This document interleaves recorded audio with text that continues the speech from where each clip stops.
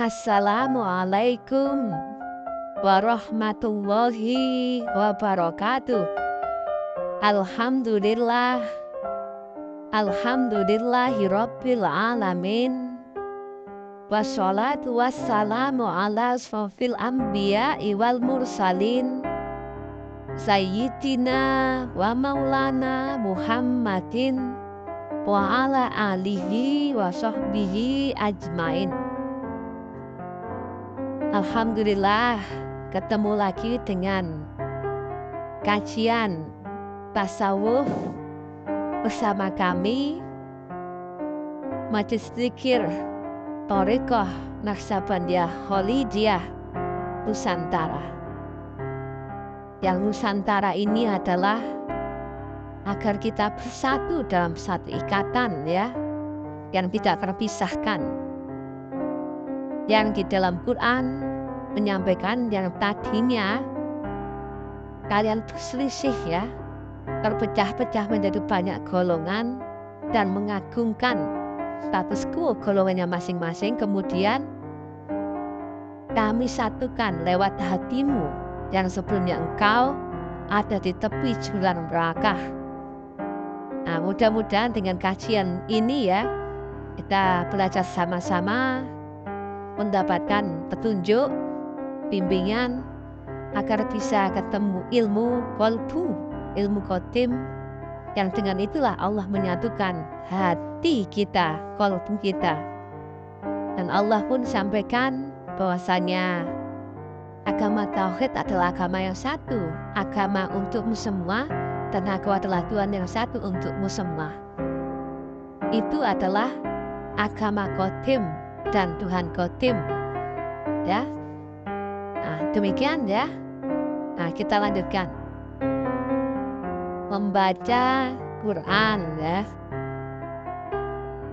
Beda antara membaca tulisan dengan membaca firman. Membaca firman adalah membaca kalam qadim.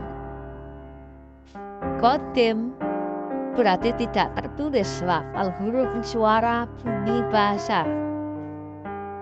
Qadim juga tidak terpengaruh dengan hukum ruang dan waktu, ya.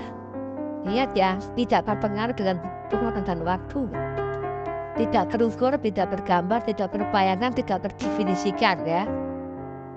Maka membaca kalam qadim itu adalah kita dicurahi, dibacakan, ya, dari dimensi lebih tinggi ke dimensi rendah atau kepada kita. Bukan kita naik ke atas, ya, tapi dari atas ke bawah. Ini yang kami sebut sebagai ilmu qadim yang up down, melalui sistem menjolok, ya, dan kita harus mati. Mati dari seluruh sifat-sifat baharu manusiawi kita. Namun, ya, sekarang banyak orang membaca hanya sekedar membaca tulisan, membaca mushaf, bukan membaca firman, bukan membaca kalam qadim, bukan membaca hubungan diwahyui dari sisi Allah Ta'ala, ya. Yang jelas di surat Asy-Syura 52, kalau kau belum mendapatkan nur kitab dan nur iman, kau nggak bakal mengerti kitab, ya, dan nggak bakal mengerti iman. Demikiannya kami jadikan nur dan terusnya. Sekedar tahu, ya, sekedar untuk bahan nalar. Dulu di membaca Iqra bismi rabbikal ladzi khalaq, mushafnya nggak ada, belum ada, ya. Dan Nabi pun yang tidak orang yang tidak bisa membaca, ya. Nah, tetapi sekarang, ya, banyak orang yang seolah-olah mewajibkan lebih pintar dari Nabi. Apa itu? wajib bisa membaca tulisan, ya, supaya bacaannya winu, ya. Winu itu enak yang pol, ya, dan juga menghafal. Ingat ya, Nabi tidak bisa membaca, Nabi tidak bisa menulis, Nabi juga dihafal, ya.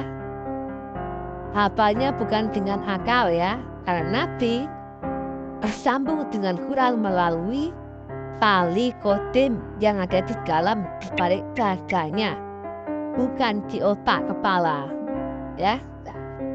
Jadi Nabi hafal, bukan pula belajar pakai otak akal. Kenapa? Wong nggak bisa baca, wong nggak bisa nulis. Nah, kalau orang mengartikan sunnah itu meniru, ya tirulah yang seperti itu. Nah, kan bingung lagi nanti. Nah, sekarang kan orang di dogma harus pintar membaca, pintar menulis, fasih. Harus kemudian belajar menghafalkan. Wah, ini di luar ajaran Nabi nih.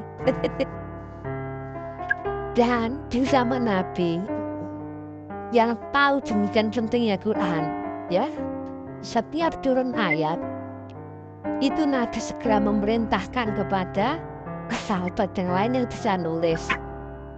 Tulisin ya, cepetan ya tulisin ya. Ini bunyinya, bla bla bla bla bla bla bla bla, seperti itu. Ada apa? Nabi nggak bisa nulis. Makanya ketika wahyu turun, ya, itu sahabat yang lain kemudian diperintah untuk menulis, ya, di pelepah korma, di kulit binatang, di batu, di kayu. Saya ketemu nih, pokoknya seperti itu deh. Ya. Nah, Nabi, ya, karena tahu ini firman kalam kodim, tidak membukukan, tidak mengumpulkan supaya tidak dibaca berupa tulisannya, supaya orang itu membaca firman dalam kodim, bukan membaca tulisan. Makanya ada, ya, di riwayat Baihaqi, ya, akan datang Islam akan rusak tinggal nama dan tidak tinggal Quran, kecuali hanyalah huruf Islam saja. Ketika orang membaca tulisan lafal huruf saja, itu sebetulnya Islamnya telah rusak. Itu artinya jangan sekedar membaca tulisan lafal huruf, gitu loh bro. Nah, itu di Hafizul Baihaqi, ya, membaca firman itu bisa dilihat keturutannya di Al-Surah 52, Al-Qiyamah 17, ya. Apa yang dibaca? Membaca Al-Waqiah 78 79, Al-Bayyinah ayat 2 ayat 3. Nah, demikian juga perbandingan Al-Alaq ayat 1 dan Al-Alaq ayat 4. Nggak mungkin bisa dibaca dengan akalmu dan sifat gaharumu. Itu kodim, maha kodim, bukan makhluk, bukan ciptaan dari baliknya itu. Makanya zaman Nabi tidak dikumpulkan tulisan itu. Karena apa? Supaya tidak dibaca lan-lanan dengan orang dengan panca indera, supaya tidak dibaca tulisan lafal hurufnya saja, ya. Dan harus ada nurnya itu, baru bisa mengerti kitab dan baru bisa mengerti iman. Asal 52. Nah, tetapi Nabi memerintahkan beberapa sahabat untuk menghafalkannya. Nabi sendiri tidak hafal karena Nabi tidak memakai gelombang otak akal, ya, tapi memakai hubungan qalbu qadim, ya. Nah, itu. Dan orang membaca Quran, ya, ingat dibayarnya Pak, ya, nggak ada wujudnya. Maka pasti orang di zaman Nabi membaca Quran pasti bukan membaca tulisan, tapi apa? Dibacakan dan dalam bimbingan guru zahir agar, ya, mengerti isi kodimnya. Saya ulangi ya, existing zaman Nabi ya. Tulisan-tulisan ayat yang tertulis ya, itu nggak ada, nggak diwujudkan ya, supaya orang tidak membaca sebatas tulisan lafal hurufnya saja ya. Makanya Nabi memerintahkan beberapa sahabat untuk menghafalkannya. Supaya apa?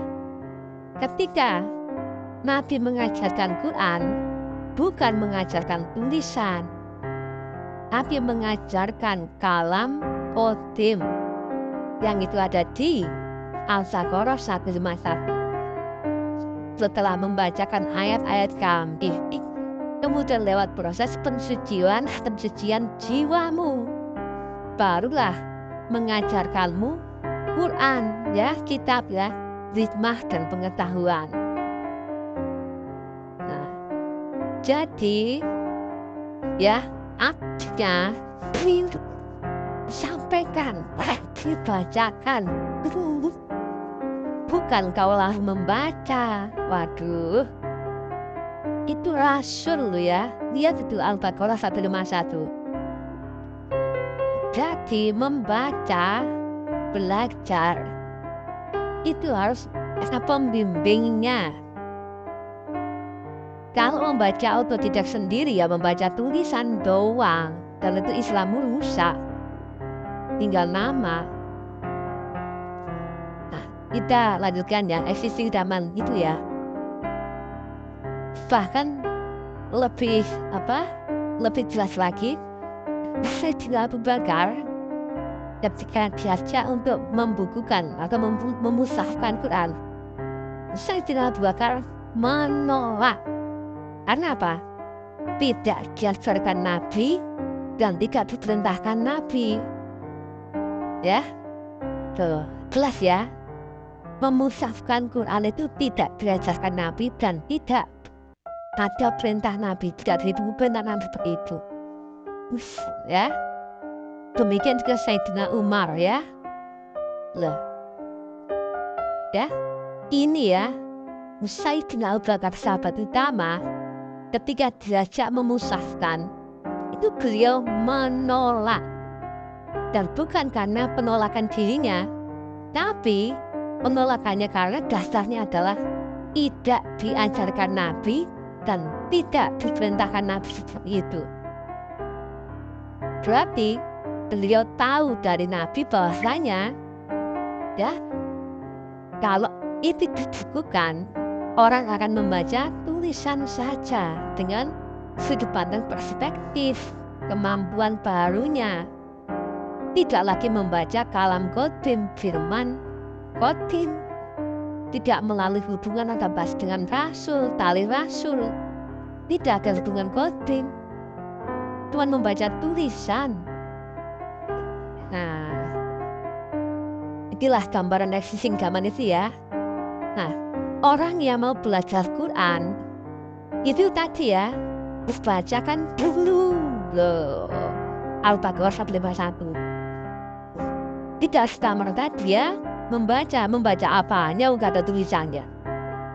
Ya, dibacakan oleh sahabat yang diperintah oleh Nabi. Ya, bacakan ya kepadanya tentang ini, nah gitu. Kemudian diterangkan maksudnya. Ya, kami ya bertalid ya. Nah, itu masih membacakan ayat-ayatnya. Belum apa? Ini mengajarkan Quran belum, masih dibacakan dulu. Setelah dibacakan ya, kemudian baiat ya, kemudian disucikan ya. Nah, itu kan mensucikan jiwamu ya. Karena Quran itu hanya bisa disentuh oleh firman. Ya, Al-Waqiah 78 ya, 79 ya. Kalau hanya membaca dengan jasmani, akal panca indera, kau hanya membaca tulisan. Di Quran sendiri ya, ada yang bisa tulisan. Hanya ini ya, tidak tersentuh Quran kecuali oleh hamba yang ruhnya disucikan. Nah, setelah dibacakan, paham, cocok, ngerti. Oke, kalau begitu lanjut ya. Kau akan lewat proses pensucian atau disucikan. Nah, lewat apa itu? Baik hati lebih dahulu. Penanaman nur kitabnya dan nur imannya. Nah, diterangkanlah ya ayatnya ya di dalam Quran. Bacakan ya. Nah, bacakanlah Asyura 52 dan sebagainya. Oh iya ya. Lalu lewat apa? Penanaman nur. Kalau nggak ditanamkan nurnya, nggak dapatkan nurnya, kau nggak bakal mengerti kitab, nggak bakal mengerti iman. Dan kau nggak bisa masuk alam akhirat kalau nggak beserta dengan kekuatan Tuhan. Ya, ar-Rahman ketika bacakan gitu. Nah, kemudian baiat. Nggak langsung berdasarkan Quran, belum. Mensucikan dahulu ya lewat apa? Zikir ya, kemudian sulu ya, kemudian ubudiyah, ketaatan melalui guru zahir ya. Itu dulu dibersihkan dulu, disucikan dulu. Setelah bersih, setelah suci, baru diajarkan kitab khotim. Nah, itu ya turutannya ya di Al-Baqarah 151 ya. Sekalipun sudah baiat ya, nggak bisa langsung membuat khotim, nggak bisa. Dibersihkan dulu, disucikan dulu. Roh saja nggak sembarang roh ya. Pun disucikan lagi ya itu. Karena apa? Membaca Quran yang khotim itu dari Tuhan yang Maha Khotim, dari sisi Allah. Lah kalau nggak ada tali sambungan khotimnya, nggak ada kuslik khotimnya, nggak ada salam khotimnya, gimana mau sampai pada Allah yang Maha Khotim? Gimana terhubung dengan Allah yang Maha Khotim? Karena Quran khotim itu turun dari Solo, dari sisi Allah, kan gitu ayatnya. Sesungguhnya apa? Tali akan dagu ya, ada hubungan yang ujungnya ada padaku dan ada satu ada di Qurannya di dalam kalian itulah. Ujungnya yang Maha Khotimnya itu ada padaku, dari sisiku. Nah, membaca kalam khotim itu sampai Tuhan dulu, kan dari sononya, bukan dari Rasul ya, bukan ya. Jadi tidak, kami berarti apa? Antara Allah dan tali sistemnya. Ya, di situ ada Rasul, di situ ada Allah ya, di situ ada Nur ya. Di situ ada caranya, ada metodologinya ya. Nah, demikian ya. Yang ujungnya adalah Allah, tadi melibatkan Rasul. Makanya Rasul yang membacakan kehadiran kami ya, mensucikan jiwamu dan mengajarkanmu kitab ya. Nah, tadi Rasul dan Allah itu bertali, ujungnya kan Allah sendiri. Tali khotim itu ujungnya ada pada Allah. Nah, kalau kita difirmani ya, dikalami, kan harus Allah sendiri yang memberikan kalam. Nah, itu dia.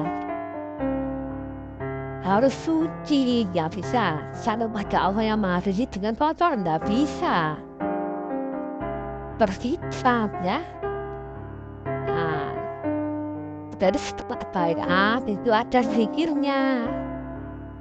Nah, kemudian ada suluknya, ubudiyahnya, ketaatan akan kiblat guru zahir yang di dunia.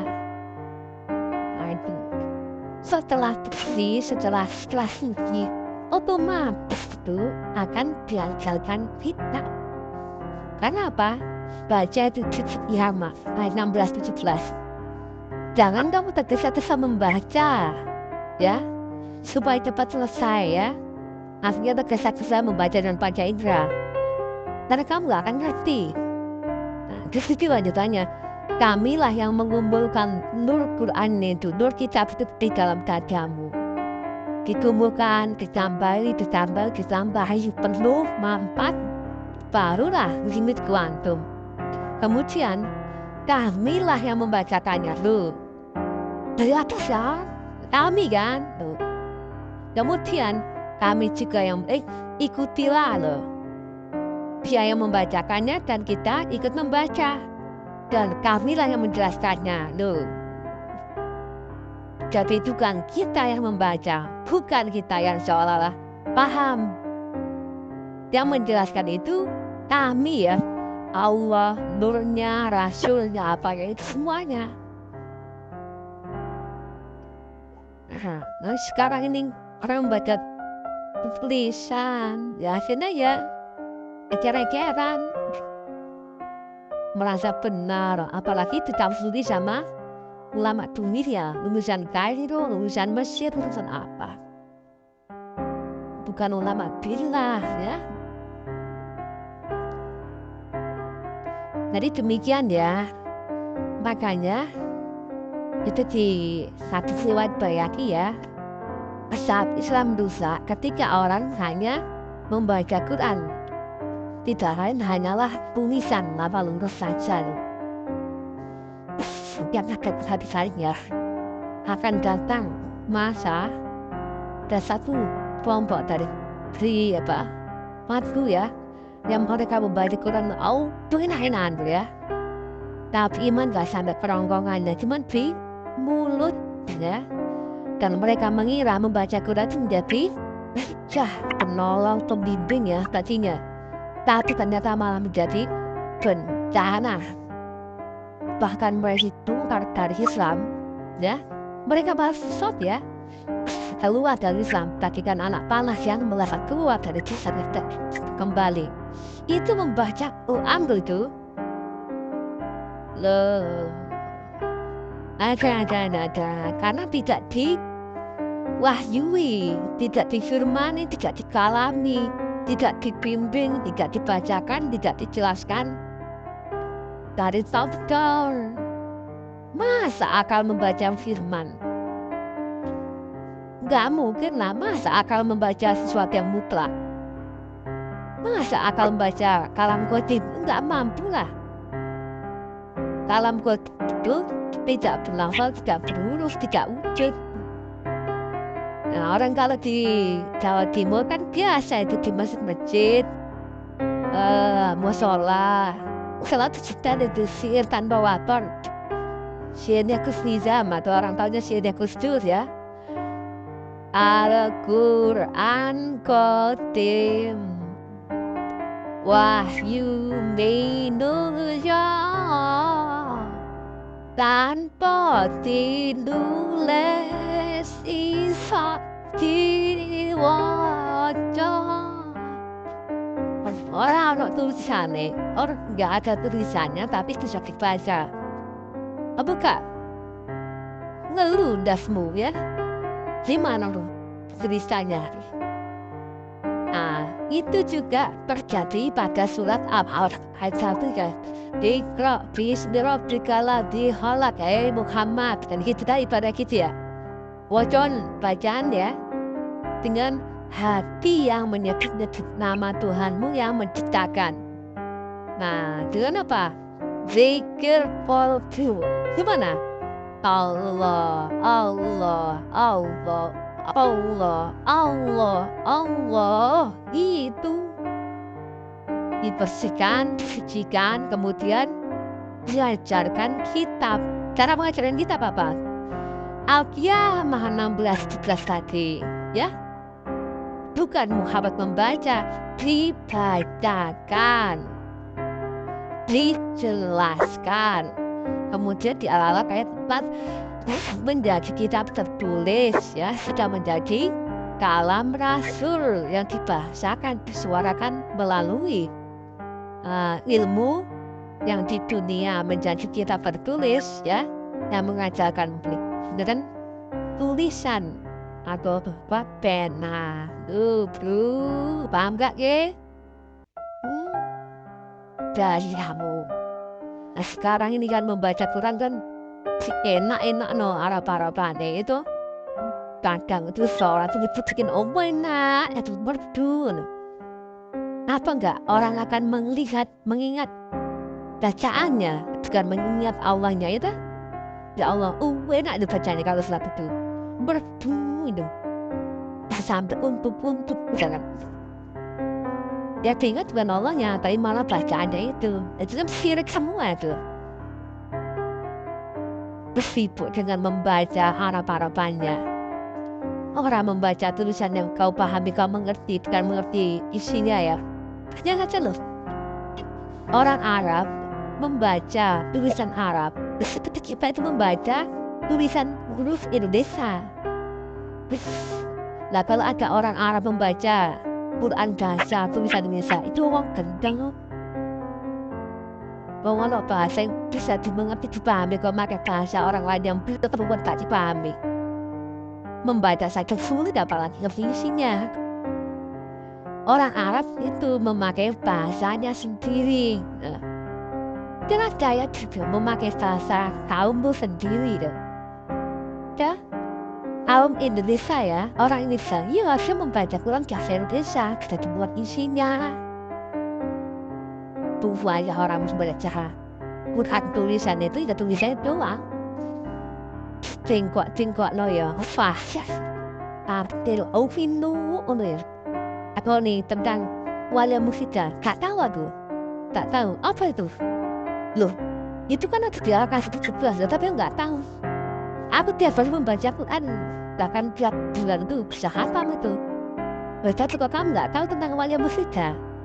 Gak aku membaca tulisannya, dia terus pahala. Oh ngedan. Bisa yang tahu wasilah. Mendapatkan jalan dan caranya itu wasilah itu nggak tahu. Baca tulisannya, yang penting fasih, tampil enak, and welcome blow. Itu yang penting isinya. Waduh. Banyak mursyid banyak beda, banyak ilmu hakikat, ilmu rohani gak ngerti. Ya, ketemu saking gak ngerti. Saya keluar di dunia, rasa manusia. Kesempat manusia gak ngerti, gak mau gak ngerti. Bahasa orang lain, terus orang lain cuma belum. Kalau saya orang Indonesia pakai bahasa Indonesia, logis itu. Wih, bahkan dapat. Iya ya. Oh, iya ya. Cuma membaca saja seperti kita nih. Bunyi-bunyian saja, meniru suara jangkrik, meniru suara keledai, kan nggak tahu isinya. Nah itulah ya. Itu isinya saja sudah nggak nyentuh ya, isinya saja loh yang bunyinya. Karena isi Quran itu perumpamaan dan kias ya. Istiqomah itu nggak akan tersentuh kecuali oleh hamba yang ruhnya kesucikan. Wow, makanya diklik akhirnya rusak di mana-mana. Agama yang rusak, ya karena apa? Tafsir. Itulah yang fitnah agama di akhir zaman yang melebihi fitnah Dajjal. Yang lebih dikhawatirkan Nabi ya. Itu lihat baca itu hadisnya itu. Dan yang merusak agama ini sebetulnya adalah ulama-ulama sendiri. Pasti bukan ulama billah, tapi ulama bisyaiton ya. Karena di dunia itu berpasang-pasangan, ada yang asli, ada yang palsu, ada yang ulama akhir, ada ulama dunia ya. Rahmat, ada Rahmat, ada apa? Ada ulama asli dan ada ulama palsu ya. Demikian yang bisa kami sampaikan. Ingat ya, itu kita membaca ya Kalam Qadim, firman, bukan membaca tulisan. Lihat ya urutannya di Al-Baqarah 151 dan Al-Qiyamah 16-17 ya. Demikian bisa kami sampaikan. Mudah-mudahan manfaat. Ingat ya tadi existing di zaman Nabi ya, tidak ada wujudnya, dibacakan ya, baik ada kemudian zikir dulu, suruk dulu, ubudiyah dulu, baru kemudian barulah diajarkan kitab ya dan sebagainya. Nah, kalau membaca Quran zaman ini ya sama dong. Enggak mengerti makanya kami yang membacakannya ya gitu. Kemudian mensucikan jiwamu ya. Kemudian baru mengajarkanmu kitab, hikmah dan pengetahuan. Alhamdulillah, demikian yang bisa kami sampaikan. Sekali lagi, Alhamdulillahirabbil alamin ya. Dari Allah Tuhan yang menguasai langit dan bumi ya, yang Rahman Maha Rahim ya, yang Maha Mutlak Maha segalanya, yang berkali kodim akan rasul dan tali zahirnya. Ini adalah tentang praktek Thariqah Naqsabandiyah Khalidiyah. Ilahi anta maksudi waridho kamatlubi.